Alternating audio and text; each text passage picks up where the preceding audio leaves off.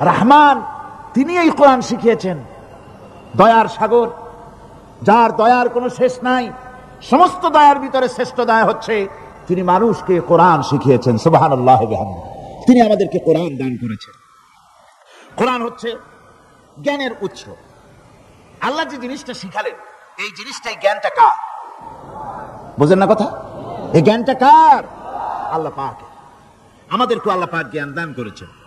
জ্ঞান হচ্ছে দুই প্রকার, একটা হচ্ছে ওহীভিত্তিক জ্ঞান, আর একটা হচ্ছে গায়রে ওহীভিত্তিক জ্ঞান। ওহীর জ্ঞানটা আসে কার কাছ থেকে? চিল্লায় কোন কার কাছ থেকে? আল্লাহর কাছ থেকে আসে ওহীর জ্ঞান। আর মানুষের কাছে যে জ্ঞানটা আছে, এটা হলো তার মন মস্তিষ্ক প্রসূত জ্ঞান। আমাদের কাছে যত জ্ঞান আছে, এই জ্ঞানটাকে আল্লাহ পাক বলেছেন ওয়ামা উতীতুম মিনাল ইলমি ইল্লা কলিলা, তোমাদেরকে খুব সামান্যতম জ্ঞান দেওয়া হয়েছে, খুবই সামান্যতম জ্ঞান তোমাদেরকে দেওয়া হয়েছে। আচ্ছা, আপনারা বলুন, একটা ছোট্ট পাখি আটলান্টিক মহাসাগরের ভেতরে তার ঠোঁটটাকে ডুবিয়ে তারপরে সে যদি ঠোঁটটা তোলে, তাহলে আটলান্টিকের পানি কমবে কতখানি? হ্যাঁ, অনেক কমে যাবে নাকি? আটলান্টিক টের পাবে যে কারো একটা ঠোঁট ঢুকছিল এর মধ্যে? টেরও পাবে। আটলান্টিক মহাসাগরের ভিতরে পাখি তার চঞ্চুটা ঢুকিয়ে দিয়ে যতটুকুন পানি উঠাতে সক্ষম হয় না। ওহীর জ্ঞান বাদ দিয়ে গোটা পৃথিবীতে মানুষের যত জ্ঞান আছে, মানব সৃষ্টির প্রথম দিন থেকে নিয়ে আজ পর্যন্ত, এখান থেকে নিয়ে কিয়ামত পর্যন্ত যত জ্ঞান এসছে এবং যত জ্ঞান হবে মানুষের, সমস্ত জ্ঞান এক জায়গায় করলে আল্লাহ সুবহানাহু ওয়া তাআলার অনন্ত অসীম জ্ঞানের মহাসমুদ্রের ভেতর থেকে পাখি যেমন আটলান্টিক থেকে যতটুকুন পানি উঠাতে পেরেছে, বিশ্বের মানুষ আল্লাহর জ্ঞান থেকে অতটুকুনও তুলতে পারে না। খুব সামান্যতম জ্ঞান তোমাদেরকে দেওয়া হয়েছে। আমি অবাক হই যখন আল্লাহ পাকের কোরআনে কারীমের আয়াত যখন স্টাডি করি, যখন পড়াশোনা করি, মুতালা করি, অবাক হয়ে যাই। মানুষকে সামান্যতম জ্ঞান দেওয়া হয়েছে। আল্লাহ বলছেন সামান্যতম জ্ঞান। ওমা উতীতুম মিনাল ইলমি ইল্লা কালিল যদি বলতেন, তবু একটা কথা ছিল যে তোমাদেরকে কিছু জ্ঞান দেওয়া হয়েছে। তো কিছু না, বলা হচ্ছে ওমা উতীতুম মিনাল ইলমি ইল্লা কালিলা, সামান্যতম, খুবই সামান্য জ্ঞান দেওয়া হয়েছে। সেই সামান্য জ্ঞানের ঠেলায় আমরা প্রত্যেকে কোথায় চলে গিয়েছি? গরুর গাড়ি থেকে রকেট পর্যন্ত গিয়েছি, টেলিগ্রামের তরেটক্কা থেকে ফ্যাক্স পর্যন্ত পৌঁছে গেছি। কি সোজা জ্ঞান!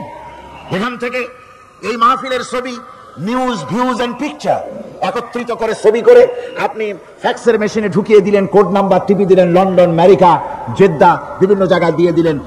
মিনিট লাগবে না, কয়েক সেকেন্ডের ভিতরে এই মাহফিলের পূর্ণ ছবি এবং খবর সে দেশের পত্রিকায় ছাপা হতে পারবে। কি আজীব! অথচ আল্লাহ পাক বলছেন সামান্যতম জ্ঞান। আমি অবাক হই আরো যখন শুনতে পাই পৃথিবীর বিভিন্ন দেশের স্যাটেলাইট গুলি যা ছেড়ে দেওয়া হয়েছে মহাশূন্যে, এই স্যাটেলাইট গুলি ড্রাইভার ছাড়া, কোন রকমের পরিচালক ছাড়া, চালক ছাড়া স্যাটেলাইট গুলি বছরের পর বছর ঘুরছে, পৃথিবীর মাটি থেকে 350-400 মাইল উপরে ঘুরছে। দুনিয়া থেকে ছবি, নিউজ ক্যাচ করছে, সিএনএন, তারপরে স্টার টিভি ইত্যাদিতে সেগুলিকে তারা ছুড়ে দিচ্ছে। এভাবে করে যে দেশ থেকে যে দেশের স্যাটেলাইট সে দেশের পারপাস সার্ভ করতেছে। ওই স্যাটেলাইট 350-400 মাইল উপরে মহাশূন্যের ভেতরে তার মেশিনারি কোনো গোলযোগ হলে, যান্ত্রিক গোলযোগ যদি সৃষ্টি হয়, তাহলে ফ্রান্সের মাটিতে বসে, আমেরিকার মাটিতে বসে, ব্রিটেনের মাটিতে বসে বিজ্ঞানীরা কম্পিউটারের মাধ্যমে মনিটরিং করে 400 মাইল উপরের মেশিনকে ভালো করে দিচ্ছে। এরপর আল্লাহ রাব্বুল আলামিন বলছেন ওমা উতীতুম মিনাল ইলমি ইল্লা কালিলা, সামান্যতম জ্ঞান দেওয়া হয়েছে। এই যদি হয় সামান্যতম জ্ঞান, তাহলে আল্লাহ সুবহানাহু ওয়া তাআলার জ্ঞান কত কত বেশি। আল্লাহু আকবার! কত বড় জ্ঞানের মালিক সুবহানাল্লাহি ওয়া বিহামদিহি। সেই মহান আল্লাহ পাকের পক্ষ থেকে এসেছে কোরআন। কার পক্ষ থেকে? قد جاءكم من الله نور وكتاب مبين। আল্লাহ রাব্বুল আলামিন বলেন, আমি আল্লাহর পক্ষ থেকে তোমাদের জন্য এসেছে আলো, তোমাদের জন্য এসেছে নূর, আর তোমাদেরকে আমি দিয়েছি একখানা কিতাব, স্পষ্ট কিতাব দিয়েছি, নূর দিলাম, আলো দিলাম। সে আলো হলেন জনাবে মুহাম্মদুর রাসূলুল্লাহ সাল্লাল্লাহু আলাইহি ওয়াসাল্লাম। আর আমি যে তোমাদেরকে কিতাব দিয়েছি, সেই কিতাবের নাম কোরআনে কারীম। একখানা কিতাব দিলাম যার নাম কোরআন শরীফ, একখানা কিতাব দিলাম আর একটা আলো দিলাম তোমাদেরকে। আল্লাহ পাক বলছেন তিনি দয়াবান, রহমান, তিনি আমাদেরকে কোরআন শিখিয়েছেন। এই কোরআনের নাম কে রেখেছে? কে রেখেছে কোরআনের নাম? আল্লাহ। নাম শুধু কোরআনের নাম কোরআন নয়, শুধু কোরআনের নাম কোরআন। কোরআনের নাম ফুরকান, কোরআনের নাম হুদা, কোরআনের নাম শিফা, তানজিল, কোরআনের নাম কিতাব, কোরআনের নাম জিক্র। অনেকগুলি নাম আল্লাহ নিজেই কোরআনের নাম রেখেছেন। কোরআন এর অর্থ হলো সর্বাধিক পঠিত, সর্বাধিক পঠিতব্য, বহুল পঠিত। কোরআন শরীফ নাজিল হওয়ার আগে এই নাম আল্লাহ পাক দিলেন। আর আজ দেখা গেল পৃথিবীর বুকে কোরআনের চাইতে বেশি পড়া হয়েছে এমন একটা বইয়ের নাম কোন? বলেন, এমন একখানা কিতাবের নাম বলেন যে কিতাবখানা কোরআনের চাইতে সবচাইতে বেশি পড়া হয়েছে, এমন একটা কিতাবের নাম বলতে পারবেন? পারবেন। কোরআন সর্বাধিক পঠিত কিতাব। আল্লাহ রাব্বুল আলামিন এই কিতাবকে অবতীর্ণ করেছেন। আলিফ লাম রা কিতাবুন আনজালনাহু ইলাইকা লিতুখরিজান নাসা মিনাজ যুলুমাতি ইলান নূর। আলিফ লাম রা, গোটা পৃথিবীর মানুষের মুখে আল্লাহ রাব্বুল আলামিন তালা লাগিয়ে দিয়েছেন, চ্যালেঞ্জ করেছেন, দুনিয়ার সব বোঝো। কত ভাষাবিদ পৃথিবীতে আছে, আরবি ভাষায় যারা পিএইচডি করেছে, ডিগ্রি করেছে, বড় বড় নাম যারা ভাষাবিদ, তারা বলো, তারা যদি সম্ভব হয় তাহলে তারা বলুক আলিফ লাম রা এর অর্থ কি। আলিফ লাম মিম হা মিম আইন সিন কাফ ইয়াসিন তাহা, পারবে কেউ অর্থ করতে? ওয়াল্লাহু আ'লামু বিমুরাদি, এর অর্থ কেবলমাত্র আল্লাহ এবং তার বান্দা যার প্রতি এই কিতাব অবতীর্ণ করা হয়েছে তিনিই বুঝতে পারেন।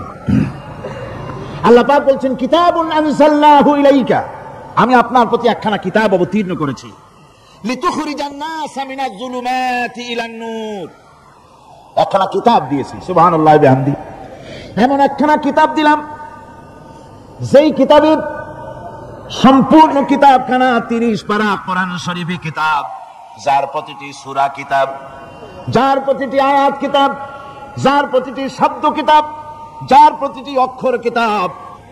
এমন বিশাল কিতাব আল্লাহ রাব্বুল আলামিন আজিম কিতাব দান করলেন। আল্লাহ পাক বলেন এই জন্য দান করেছি যাতে করে আপনি মানব মণ্ডলীকে অন্ধকারের ভিতর থেকে আলোর দিকে নিয়ে আসতে পারেন। এই জন্যই এই কোরআন আমি আপনার প্রতি নাজিল করেছি। কোরআনে কারীম আল্লাহ পাক অবতীর্ণ করেছেন মানুষের কাছে, অর্থাৎ রাসূল করিম সাল্লাল্লাহু আলাইহি ওয়াসাল্লামের কাছে। এক সময় এইভাবে নাজিল হয়নি, 30 পারা কোরআন একসাথে আসেনি। এসছে কিভাবে? ধারাবাহিক ভাবে আস্তে আস্তে একটু একটু করে আল্লাহ পাক অবতীর্ণ করেছেন। এই কোরআন আল্লাহ নাজিল করলেন, তিনি বললেন আর রহমান আল্লামাল কোরআন, রহমান তিনি কোরআন শিক্ষা দিয়েছেন, এমন কোরআন যে কোরআনে কোনো ভুল নাই। যেরকম সুবহানাল্লাহ। দেখেন যত রকমের বই মানুষে লেখে, বাংলা, ইংরেজি, উর্দু, ফার্সি, যত রকমের ভাষায় হোক, যত বই লেখা হয়, বইয়ের ভূমিকায় গ্রন্থকার তিনি লেখেন এই বই লিখতে গিয়ে ভুল ভ্রান্তি হয়ে যেতে পারে। যদি কারো চোখে ধরা পড়ে জানিয়ে দিলে পরবর্তী সংস্করণে তা পরিশুদ্ধ করতে বাধ্য থাকিব, এরকম কথা বলে না? না, এরকম বলে যে আমি একখান বই লিখছি, এ বইয়ের মতো নির্ভুল বই আর কেউ লিখতে পারে নাই। এমন বাপের বেটা পৃথিবীতে জন্মাইছে? কেউ জন্মিয়েছে? কেউ জন্ম। এবং বইয়ের সূচনায় কোন গ্রন্থকার নিজের প্রশংসা দিয়ে বই শুরু করে না, বই শুরু করে নিজের দুর্বলতা দিয়ে। বই লিখতে গিয়ে ভুল হতে পারে, ছাপার ভুল হতে পারে, আমার ভুল হতে পারে, এটা সবাই লেখে।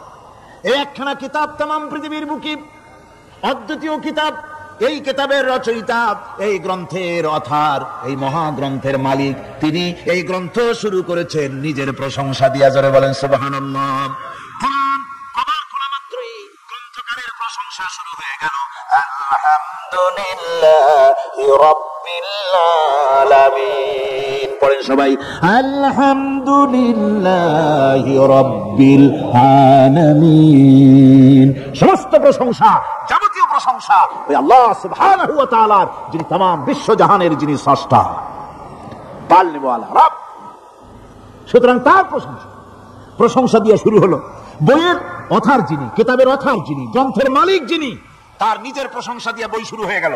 সামনে এগোলেন, এবার কিতাব সম্পর্কে চিন্তা আসতে পারে, ভুল টুল আছে নাকি? কিতাব খোলা মাত্রই প্রশংসার পরে দেখতে পাবেন যালিকাল কিতাবু লা রাইবা ফীহি, এই কিতাবের ভিতরে, এই সেই কিতাব যার ভিতরে কোনো ভুল নাই, কোনো সন্দেহের অবকাশ নাই। বিরাট চ্যালেঞ্জ আল্লাহ পাক করেছেন। পৃথিবীতে আল্লাহকে অস্বীকার করেছে এমন বহু পাপিষ্ঠ নরাধম নরপশু মানুষ মানব সমাজে জন্মায়েছে যারা আল্লাহকে অস্বীকার করেছে, আছে না? আছে না? কিন্তু একথা কেউ আজও বলেনি যে কোরআন শরীফ মানুষের তৈরি। একথা বলে কেউ প্রমাণ দিতে পারেনি, একথা বলার সাহসও কেউ রাখে না। তার কারণ কেউ যদি বলে যে কোরআন মানুষের তৈরি, তাহলে তাকে বলা হবে যে তাহলে মানুষের তৈরি যখন, তুমিও তো মানুষ, একখানা তৈরি করো। আজ পর্যন্ত এই চ্যালেঞ্জের মোকাবেলা কেউ করতে পারেনি। আল্লাহ রাব্বুল আলামিন বলেন, আমি ইয়াকুলুনা ইফতারাহু কুল ফাতু বিসূরাতিন মিন মিসলি ওয়াদউ মান ইসতাতা'তুম মিন দুনিল্লাহি ইন কুনতুম সাদিকিন। ও নবী, ওরা কি কথা বলে যে কোরআন মানুষের বানানো? যদি তাই হয় আপনি বলুন যে তোমরা তোমাদের যত রকমের সাহায্যকারী আছে সমস্ত সাহায্যকারীদের সাথে নাও আর কোরআনের সূরার মতো করে সূরা বানাও। এরপরে আল্লাহ রাব্বুল আলামিন আবার চ্যালেঞ্জ করলেন, কুল লা ইন ইসতামাতিল ইনসু ওয়াল জিন্নু আইয়াতু বিমিসলি হাদাল কুরআন। আপনি বলুন तमाम পৃথিবীর মানুষ আর জেনেরা সব একত্রিত হয়ে যাও, সবাই একত্রিত হয়ে কোরআনে কারীমের সূরার মতো করে সূরা বানায় নিয়ে আসো যদি তোমাদের পক্ষে সম্ভব হয়। আল্লাহ পাক বলেন, লা ইয়াতুনা বিমিসলিহি ওয়ালাউ কানা বা'দুহুম লিবা'দিন যাহিরা। তোমরা যদি জেনেদের সাহায্যকারী মানুষ হও, মানুষের সাহায্যকারী জেনেরা হও, तमाम পৃথিবীর মানুষ আর জেন একত্রিত হয়ে প্রচেষ্টা চালালেও আল্লাহর কোরআনের সূরার মতো করে একটা সূরা কেউ বানাতে পারবে না। পারবে? পেরেছে কেউ? আজও পর্যন্ত কেউ কোরআনে কারীমের সূরার মতো করে একটা সূরা কেউ এই পৃথিবীতে বানাতে পারেনি, কারো পক্ষে এটা সম্ভব হয়নি। আল্লাহ রাব্বুল আলামিন আবার চ্যালেঞ্জ করেন, ইন কুনতুম ফি রাইবিম মিম্মা নাযালনা আলা আবদিনা ফাতু বিসূরাতিন মিন মিসলি ওয়াদউ শুহাদাআকুম মিন দুনিল্লাহি ইন কুনতুম সাদিকিন। আমি আমার বান্দার উপরে যে কিতাব অবতীর্ণ করেছি এর ভিতরে সন্দেহ আছে বলে যদি মনে করো এর ভিতরে সন্দেহ আছে মানুষের বানানো, এমনটি যদি সন্দেহ হয় তাহলে কোরআনের সূরার মতো করে একটা সূরা বানাও, ছোট্ট একটি সূরা বানাও। ফাতু বিসূরাতিন, সূরা আলে ইমরানের মতো না, সূরা আরাফের মতো না, সূরা মায়েদার মতো না। ফাতু বিসূরাতিন, ছোট্ট একটি সূরার মতো করে একটা সূরা বানাও। কিয়ামত হয়ে যাবে, মানুষ কোরআনে কারীমের মতো একটি ছোট্ট সূরাও বানাইতে পারবে না। সুবহানাল্লাহ পড়ে। আমার ভাইয়েরা, এই কোরআন আল্লাহ রাব্বুল আলামিনের পক্ষ থেকে নাজিল হলো। কোরআন মানুষের চিরটা কাল ধরে, আবহমান কাল ধরে মানুষের মনকে আকৃষ্ট করেছে। কোরআনে কারীমের এর ভাষা, এর লালিত্য, এর মাধুর্য, এর রচনা শৈলী এবং এর গতিময় ছন্দ, এর শব্দ বিন্যাস মানুষকে মুগ্ধ করেছে চিরকাল ধরে। আল্লাহর নবী বলেন, এ কোরআন যখন আমি তেলাওয়াত করতেছিলাম একটা রাত্রে, যে রাতে আমার তেলাওয়াতের সামনে ছিল জেনেরা যখন আমার কাছ থেকে তেলাওয়াত শুনল, ইসসামিআতু হাত্তা ক্বালু ইন্না সামি'না কুরআনান আজাবা। আমার মুখ থেকে যারা যখন তেলাওয়াত শুনল, জেনেরা তখন এ কথা না বলে পারে নাই, আমরা এক আশ্চর্য ধরনের কিতাব শুনেছি। জোরে বলেন সুবহানাল্লাহ। ইন্না সামি'না কুরআনান আজাবা, এক আশ্চর্য ধরনের কোরআন শুনেছি।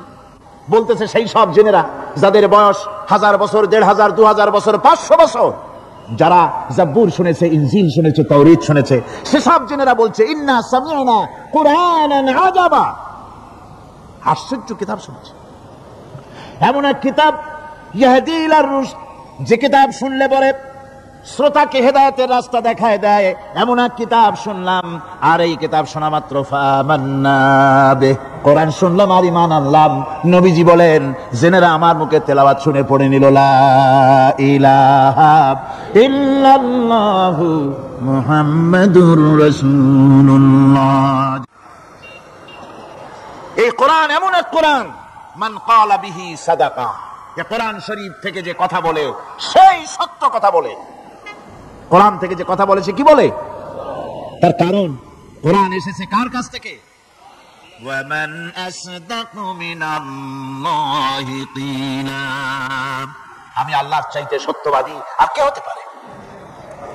আল্লাহর নবী বলেন, কোরআন থেকে যে কথা বলে সেই সত্য কথা বলে, আর ওয়ামান আমিলা বিহি উজরা, এই কোরআন যে আমল করবে তাকে পুরস্কার দেওয়া হবে, সে পুরস্কৃত হবে, দুনিয়ায় পুরস্কার পাবে, আখিরাতেও পুরস্কার পাবে। সুবহানাল্লাহ।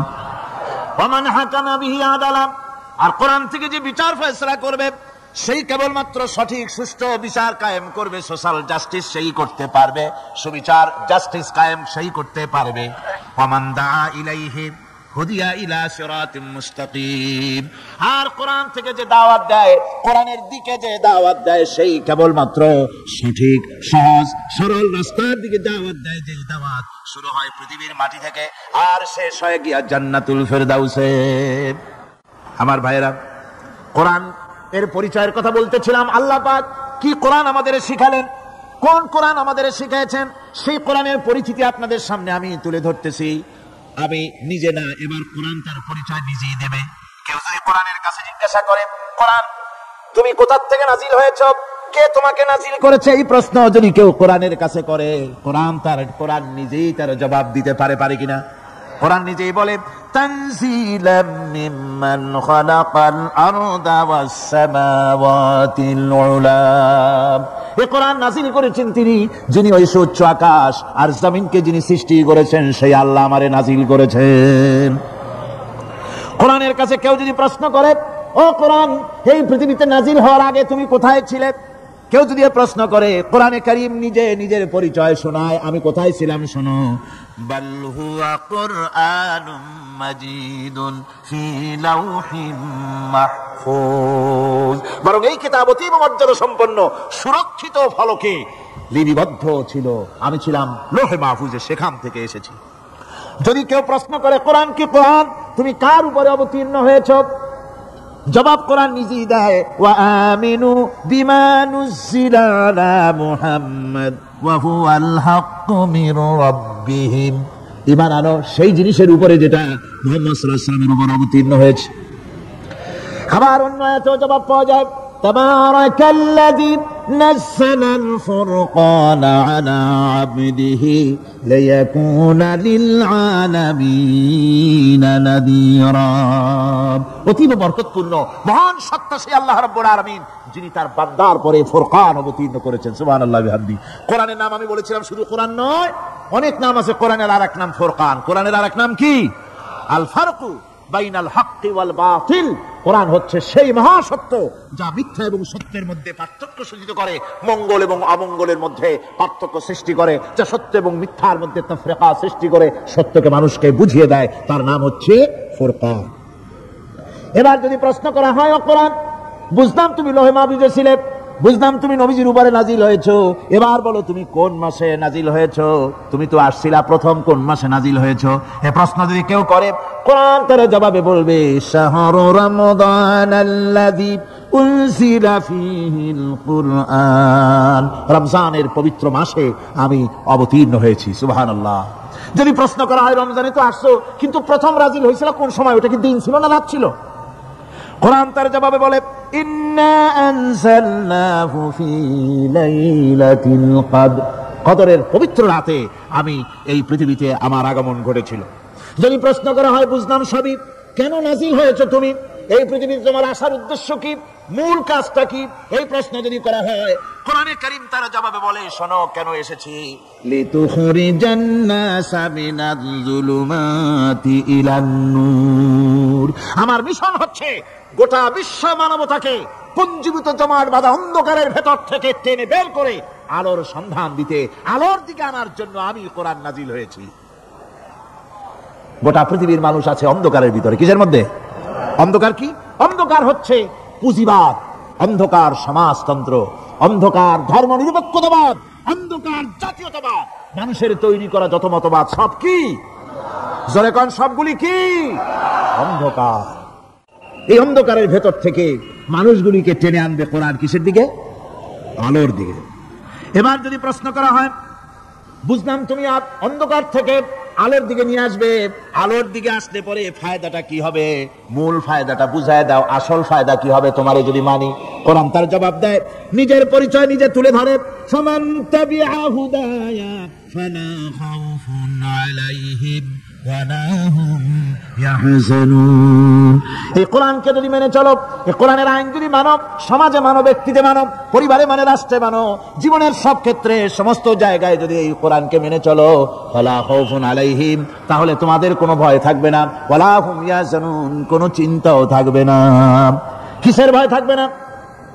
কোরআনের আইন মেনে যদি চলো সমাজে ও রাষ্ট্রে, চুরির ভয়, ডাকাতির ভয়, জিনার ভয়, হত্যার ভয়, সন্ত্রাসের ভয় কোনো ভয় থাকবে না, ওয়ালা হুম ইয়াহজানুন, চিন্তাও থাকবে না। খাওয়া পড়া, শিক্ষা, চিকিৎসা, বাসস্থান, এগুলির কোনো চিন্তা থাকবে না। কোরআনের সমাজে সব কিছুর গ্যারান্টি দেওয়া হবে, সবগুলি পেয়ে যাবে।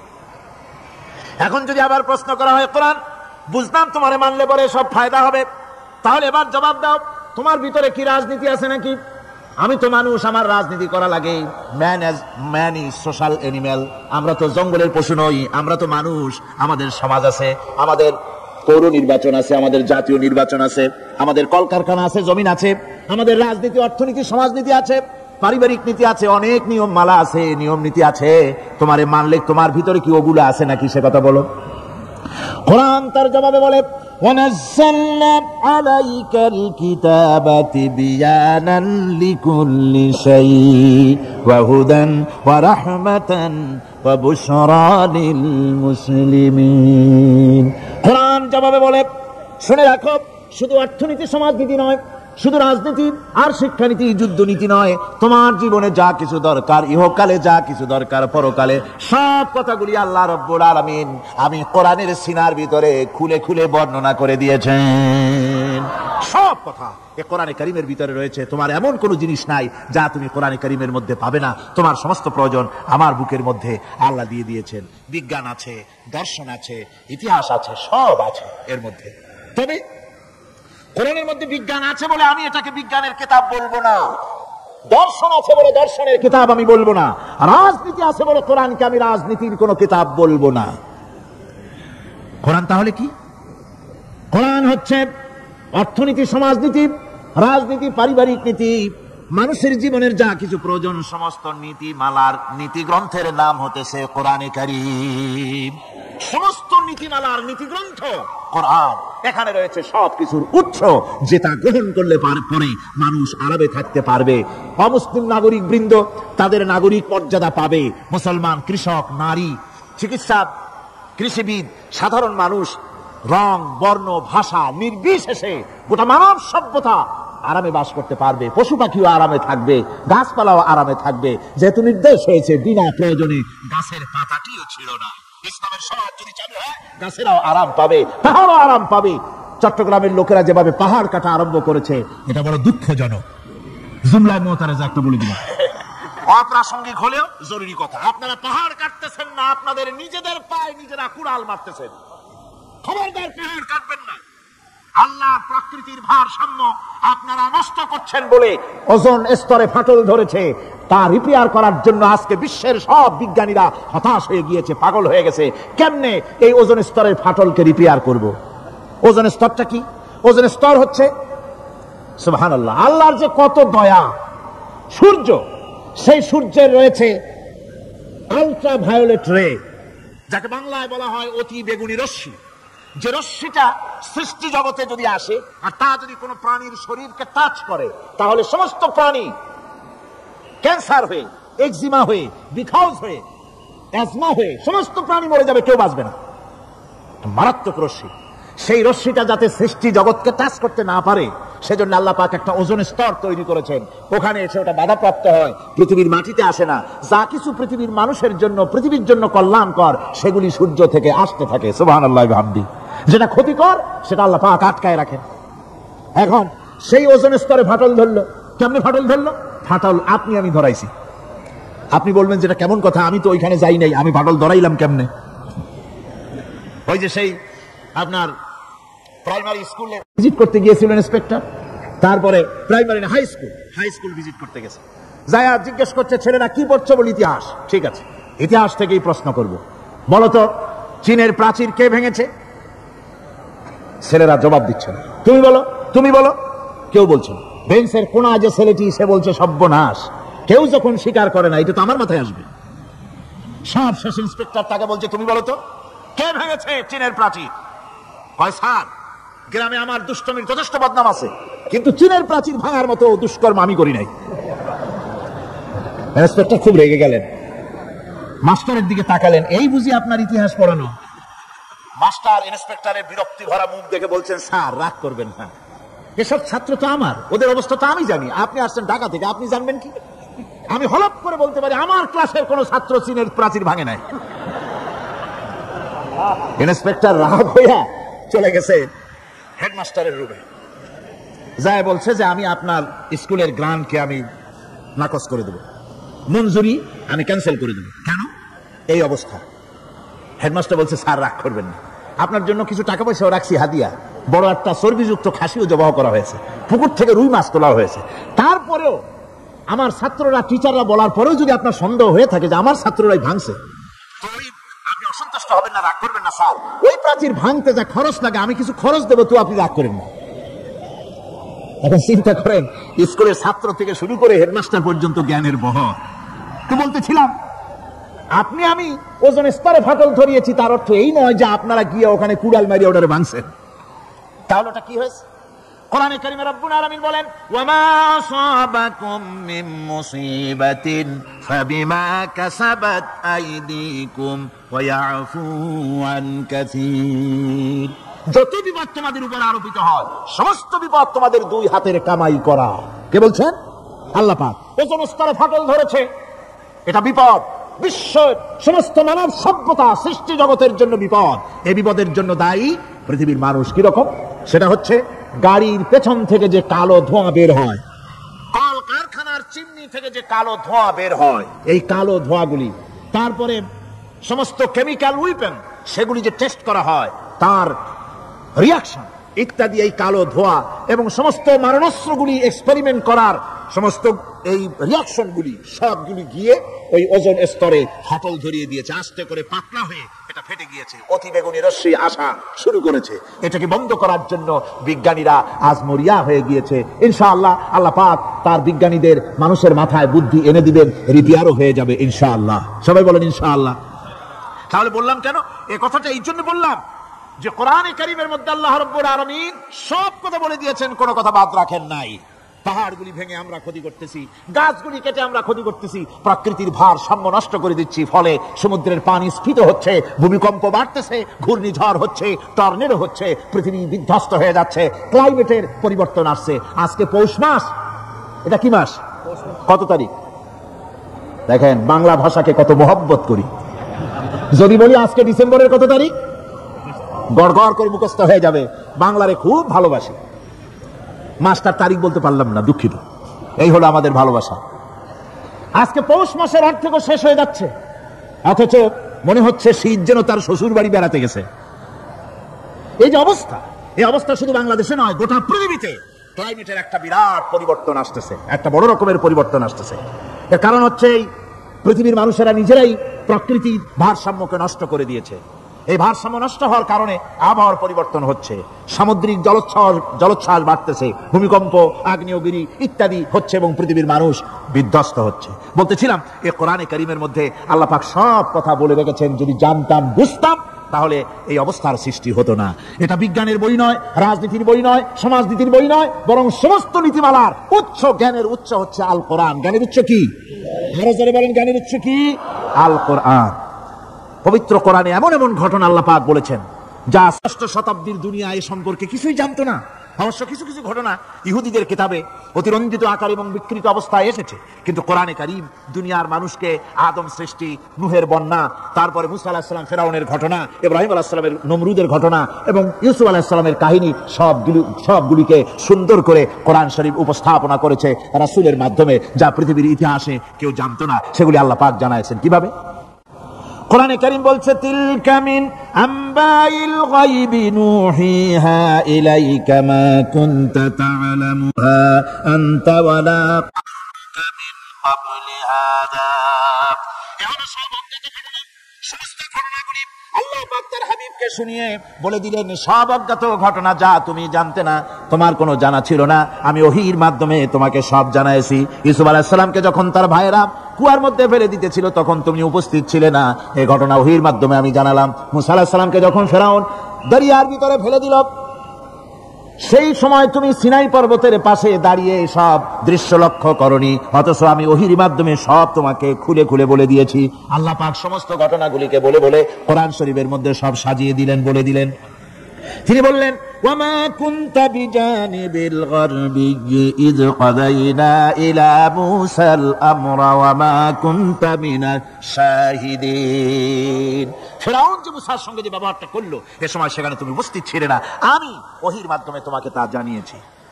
كذلك نقص عليك من أنباء ما قد سبق وقد آتيناك من لدنا ذكرا। আল্লাহ পাক বলেন, এভাবে আমি আপনার কাছে অতীত ঘটনাবলী ওহীর মাধ্যমে নিখুঁত ভাবে আপনার সামনে সব বলে দিয়েছি। আমার ভাইরা, এই বিশ্বলোকে ঊর্ধ্ব লোক সম্পর্কে নিয়ে ভুল তথ্য বর্ণনা আল্লাহ পাক করে দিয়েছেন কোরআনের মাধ্যমে। 1665 খ্রিস্টাব্দে স্যার আইজাক নিউটন তিনি আবিষ্কার করলেন মাধ্যাকর্ষণ শক্তিকে। এই মাধ্যাকর্ষণ শক্তি, ল অফ গ্রাভিটেশন, এ সম্পর্কে মানুষের এই থেকে কিছু জানলো, কিন্তু আজ থেকে 1400 বছর আগে আল্লাহ রাব্বুল আলামিন তার উম্মি নবী, যিনি কোনো বিজ্ঞানাগারে লেখাপড়া করেন নাই, কোনো সায়েন্স রিসার্চ করেননি, যিনি কোনো কলেজ ইউনিভার্সিটিতে পড়াশোনা করেননি, তার মাধ্যমে জানিয়েছেন মাধ্যাকর্ষণ শক্তির কথা। কোরআন বলছে, ইন্নাল্লাহা ইউমসিকুস সামাওয়াতি ওয়াল আরদা আন তাজুলা। এই পৃথিবী এবং সমস্ত গ্রহ উপগ্রহকে আল্লাহ পাক বলছেন, আমি এমন এক শক্তি দিয়েছি যে শক্তির মাধ্যমে একটা আরেকটাকে আকর্ষণ করে রাখছে। এই পৃথিবীতে মাধ্যাকর্ষণ শক্তি শুধু পৃথিবীর নাই, সূর্যের আছে, মঙ্গলের আছে, নেপচুনের আছে, ইউরেনাসের আছে, বৃহস্পতির আছে। প্রত্যেকটি গ্রহের আলাদা আলাদা মাধ্যাকর্ষণ শক্তি আছে, আর এই শক্তির বলে একটা আরেকটাকে টেনে ধরছে যাতে করে বিচ্ছিন্ন হয়ে না যায়, যাতে করে ধ্বংসপ্রাপ্ত না হয়। এগুলি আল্লাহ পাক এই তথ্যগুলি কোরআনে কারীমের মধ্যে বলেছেন। ফলে মরিস বুকাইলির মতো লোক, যিনি ফরাসি দার্শনিক, তিনি বলেছেন দুনিয়ার সমস্ত বিজ্ঞানীদের থিওরি হচ্ছে এই যে বিজ্ঞানের কোনো থিওরি ফাইনাল নয়, আজ একটা হচ্ছে, কাল সেটাকে পরিবর্তন করে নতুন আরেক থিওরি আসতেছে। কিন্তু কোরআনে কারীমের মধ্যে আমি, কে বলতেছেন কথা? না না না, মরিস বুকাইলি বলছে, কোরআন শরীফের ভিতরে আমি যে বিজ্ঞানের তথ্য পেয়েছি, থিওরি পেয়েছি, তার কোনো পরিবর্তন আজও হয় নাই, ভবিষ্যতেও হওয়ার কোনো সম্ভাবনা নাই। মরিস বুকাইলি মনে করেছিলেন বেদ আর বাইবেলে যেমন ভুল আছে, কোরআন শরীফে ওই রকম ভুল আছে, নাউজুবিল্লাহ। সেই জন্য তিনি আরবি শিখলেন কোরআন বোঝার জন্য, ভুল ধরার জন্য। কোরআন শিখলেন কি জন্য? ভুল ধরার জন্য। আর এমন শেখা শিখছেন, ওই আরবি শিক্ষা মানে আমাদের দেশের লোকদের মতো আনাকুম জানাকুম শেখে নেই, ভালো করে শিখছে, ভালো করেই মুখস্থ করেছে, তার ভালো করে আরবি শিখেছেন, তারপরে কোরআন শরীফ পড়েছেন, তারপরে তিনি এ কোরআন পড়ে তেলাওয়াত করে বুঝে এরপরে তিনি বই লিখেছেন the Bible, the Quran and science. এই বইয়ের মধ্যে তিনি পরিষ্কার লিখেছেন, কোরআন পড়লাম, এর ভিতরে একটা নুক্তা দেওয়ার, একটা কলমের ফোঁটা দেওয়ার জায়গা কারো নাই। কোরআন নিঃসন্দেহে মহান স্রষ্টা আল্লাহ রাব্বুল আলামিনের মানুষের বানানো কিতাব, এটা হতে পারে না। সুতরাং কোরআন শরীফের মধ্যে আল্লাহ পাক সব কথা বলে দিয়েছেন। বিজ্ঞানের সাথে কিন্তু কোরআনের সংঘর্ষ নাই। অনেকে মনে করে যে বিজ্ঞান আর কোরআন এর মধ্যে বিরাট সংঘর্ষ। না, বিরাট সংঘর্ষ নয়, দুই একটা পয়েন্টে সংঘর্ষ থাকতে পারে। অধিকাংশ ব্যাপারই বিজ্ঞান, আমি মনে করি বিজ্ঞানের আবিষ্কার যত বাড়বে, কোরআন বোঝা মানুষের জন্য তত সহজ হবে। এটা আমার ধারণা, এটা আমার ধারণা। বিজ্ঞানের সাথে দুই একটা পয়েন্টের উপরে সংঘর্ষ আছে, যেমন চন্দ্র এবং সূর্য সম্পর্কে, সৌরজগৎ সম্পর্কে Copernicus, Kepler, Galileo, Newton, Einstein মহাশূন্য সম্পর্কে যে সব বক্তব্য রেখেছেন, সেসব বক্তব্যের সাথে কোরআন শরীফের কিছুটা বৈপরীত্য রয়েছে। যেমন কেউ বলেছেন সূর্য ঘোরে, পৃথিবী স্থির, কেউ বলে সূর্যের চতুর্দিকে পৃথিবী ঘোরে, কেউ কয় চন্দ্র ঘোরে, কেউ কয় আমরা কি আর বসে থাকি, আমরাও ঘুরি। কিন্তু আসলে ঘোরেটাকে কে ঘোরে, এ ফয়সালা কে দেবে? কে দিবে বলুন তো? হ্যাঁ, ঠিক বলেছেন, আল্লাহই দিবেন, কারণ এগুলি সৃষ্টি করেছেন কে? এবার শুনুন, এই বিতর্কের মীমাংসা আল্লাহ পাক করছেন কোরআনে কারীমে বহু আগে।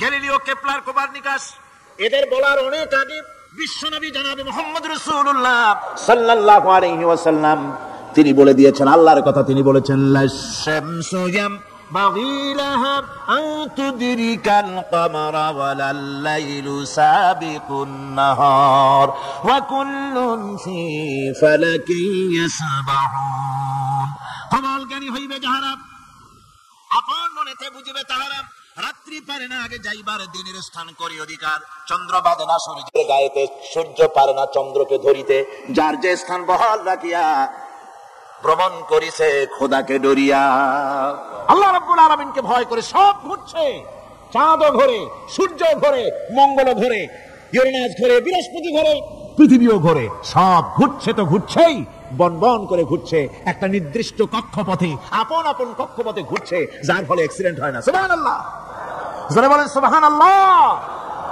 নির্ধারিত কক্ষে ঘুরছে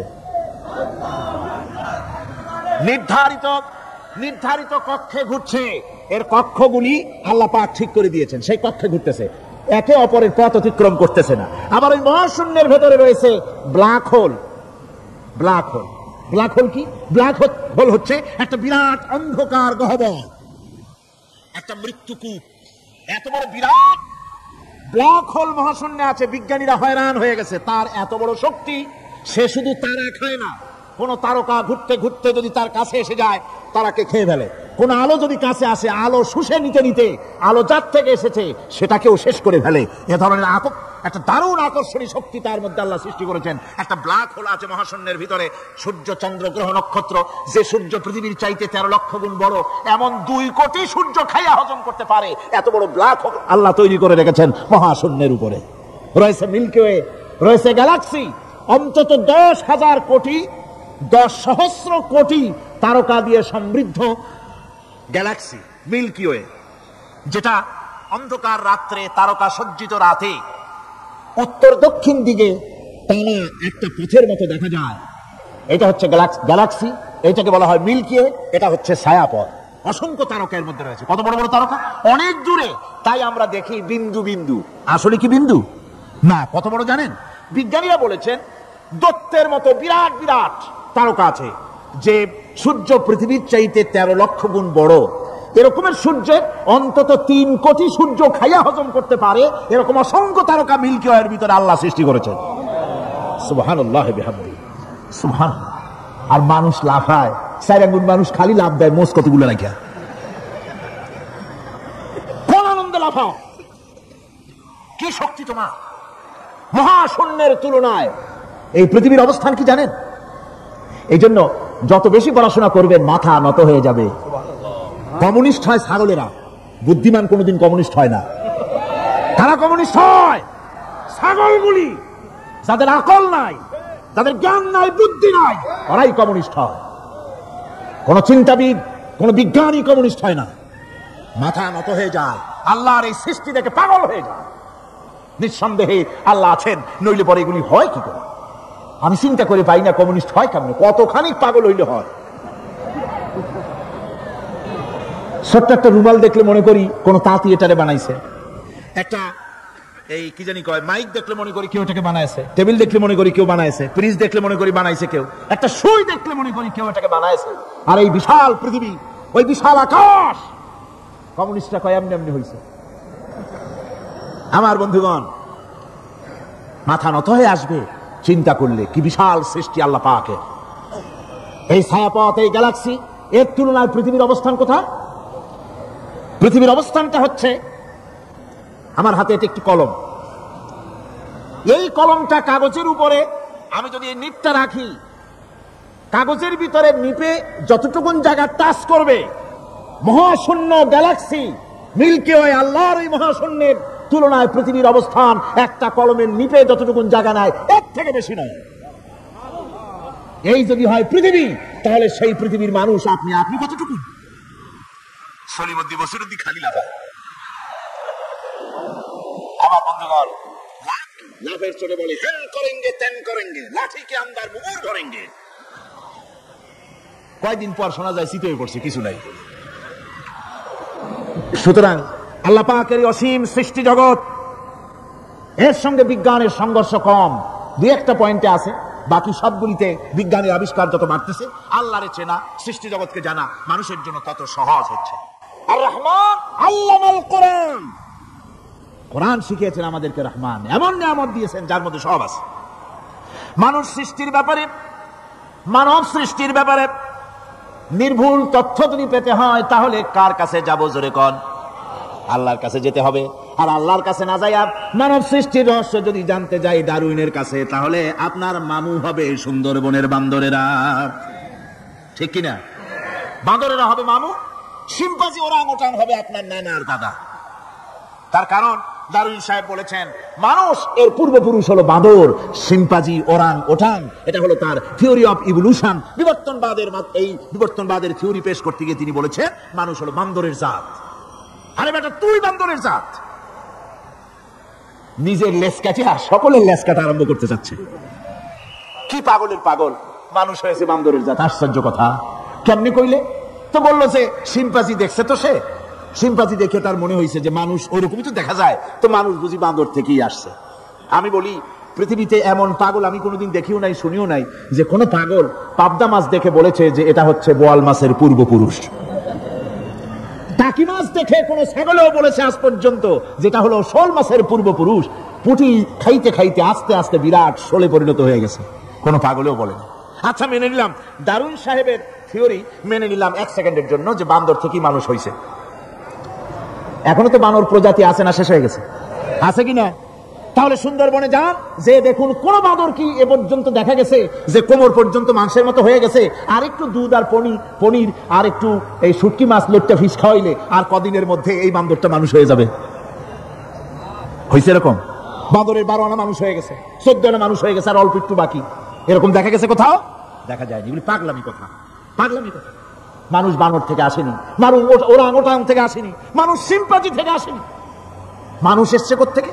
এটা জানতে হলে এই নির্ভুল তথ্য জানার জন্য আসতে হবে কোরআনের কাছে। কার কাছে? আল্লাহ রাব্বুল আলামিন তার হাবিবের মুখ থেকে মানব সৃষ্টি রহস্য তিনি উদ্ঘাটন করে দিয়েছেন। তিনি বলেছেন, দুনিয়াবাসীকে শুনিয়েছেন, ফালইয়ানজুরিল ইনসানু মিম্মা খুলিক খুলিকা মিম্মা ইন দাফিকিন ইয়াখরুজু মিন বাইনিস সুলবি ওয়াত তারাইব। আল্লাহ পাক বলেন, মানুষ কি তার সৃষ্টি রহস্য দেখে না? কেমনে তাকে আমি সৃষ্টি করেছি? মায়ের বক্ষ পিঞ্জর থেকে, বাপের পৃষ্ঠ থেকে সবেগে নির্গত এক ফোঁটা নাপাক পানি দিয়ে আমি আল্লাহ মানুষকে সৃষ্টি করেছি। বান্দর থেকে নয়, ওরাংওটাং থেকে নয়, শিম্পাঞ্জি থেকে নয়। মানুষের অরিজিন মানুষ, আদম থেকে তোমরা জন্মগ্রহণ করেছো। আদম এসেছে মাটি থেকে, তোমরা এসেছো আদম থেকে। সুবহানাল্লাহি ওয়া বিহামদিহি। এটাই হলো মানব সৃষ্টির রহস্যের কথা আল্লাহ পাক বলে দিয়েছেন। অন্যত্র আল্লাহ বলেন, ইন্না খালাকনাকুম মিন তুরাবিন সুম্মা মিন নুতফাতিন সুম্মা মিন আলাকাতিন সুম্মা মিন মুদগাহ। নিষ্প্রাণ মাটি থেকে তোমার উৎপত্তি হয়েছে, আর এই নিষ্প্রাণ মাটি দিয়ে তোমাকে তৈরি করা হয়েছে। এগুলি মাতৃগর্ভের ভিতরে গিয়া নাপাক পানি ফোঁটা জমাট রক্ত হয়েছে, গোশত হয়েছে, তারপরে মানুষের আকৃতি দিয়েছি, আর এরপরে বাচ্চার আকারে মায়ের পেট থেকে আমি আল্লাহ মানুষ করে তোমাকে বের করেছি। সুতরাং মানব সৃষ্টি রহস্যের কথা বিজ্ঞানের সাথে যেটা সাংঘর্ষিক হবে কোরআনের সাথে, আমরা সেটা মানতে পারি না। আমাদেরকে মানতে হবে মূল জ্ঞানের কিতাবটা। মূল জ্ঞানের কিতাব কোনটা? জোরে কোন তো কোনটা? এখানে সব কথা আল্লামাল কোরআন। কোরআন শিখিয়ে মানুষকে আল্লাহ পাক সবচেয়ে বড় দয়া করেছেন, এর থেকে বড় দয়ার হয় না। কোরআন শিখিয়েছেন আমাদের, যার মধ্যে সমস্ত তথ্যের কথা আল্লাহ পাক বলেছেন।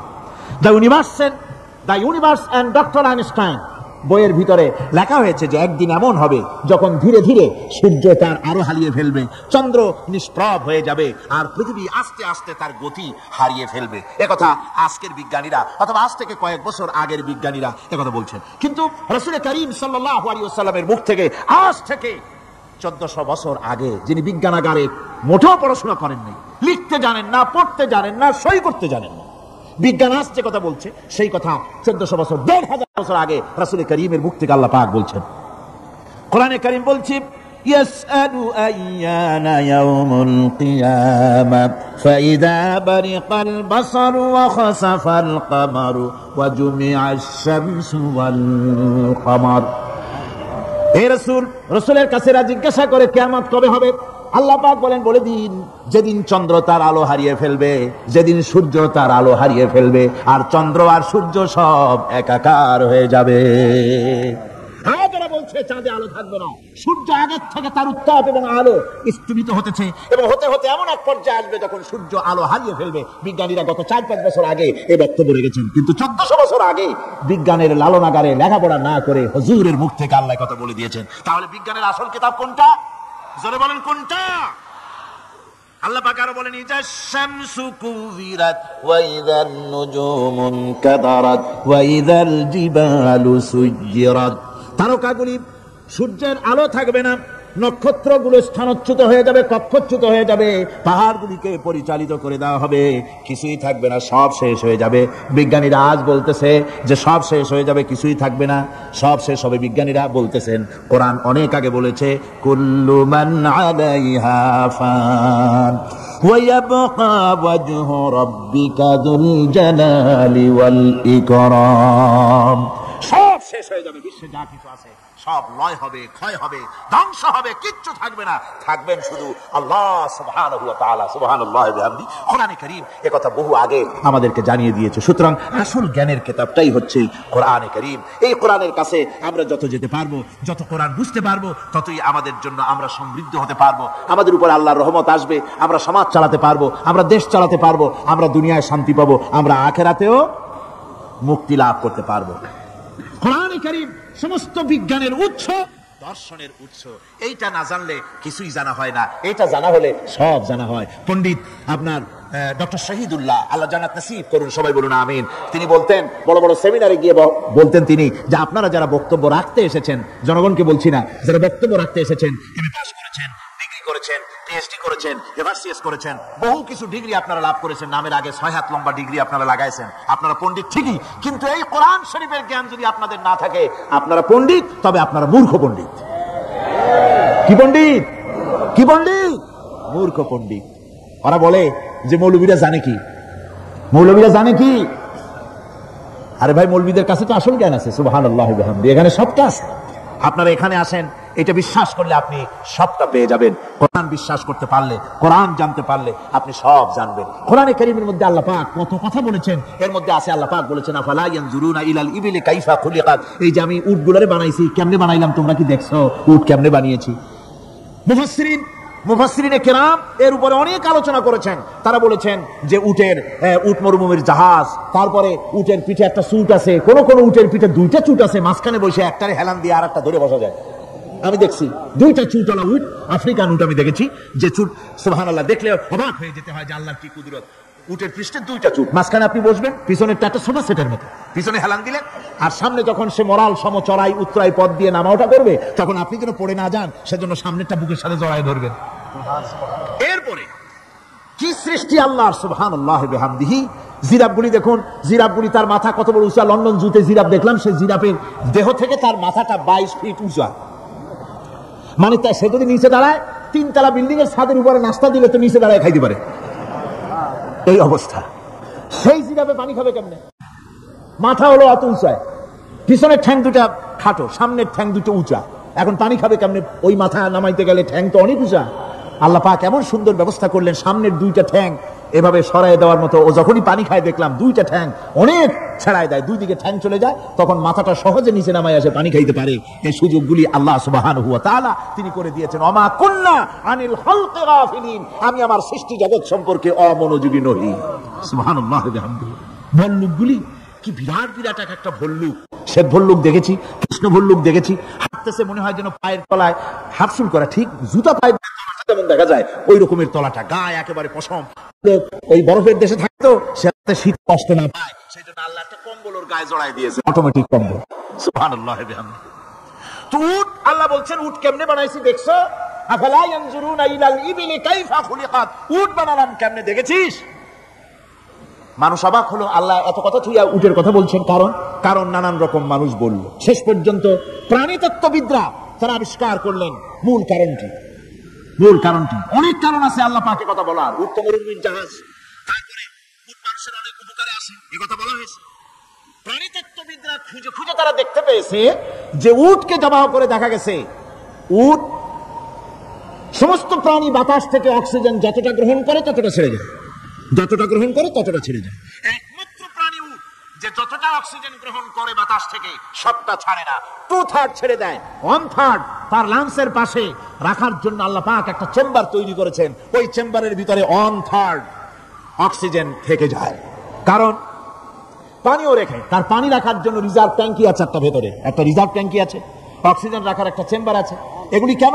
এই জন্য যে মরুভূমির ভিতরে সাইমুম